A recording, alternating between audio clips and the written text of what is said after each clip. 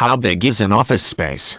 To your referee's details you will need to produce names, addresses and tel numbers. You will ordinarily be tender references from any actual landlord, your solicitors, your accountants, a primary supplier and your bank. If it is a new establishment then you may have to obtain personal and bank references for each individual, and if a new establishment then for each personal guarantor, as the establishment will not have a background. See the rent. Put forward an offer for the rent you are willing to pay. This is often variable, so do consider making a lower offer. Be vigilant that rents can be subject to tax relying on whether the landlord has chosen to tax or not, and although this makes no variance to the amount you pay because you can claim back it, you will have to have enough cash flow to pay the tax before you can recover it, but your accountant who can notify you further on this point. For the length of the lease, this is usually variable. Relying on the locality in which you function, leases run to be in multiples of 3 or 5 years.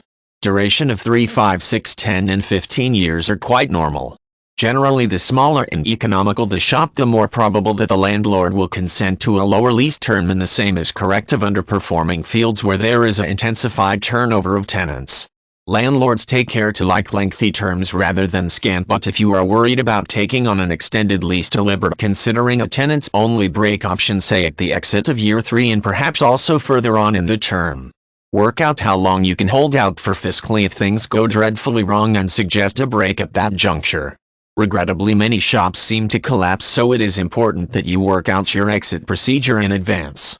It is so much agreeable to have a clean way out from the lease, after which your liability will cease, rather than to try to find someone to take an assignment to sublease from you, as you will remain liable for the fulfillment of any assignee's obligations and for the lease, especially if you have a subtenant.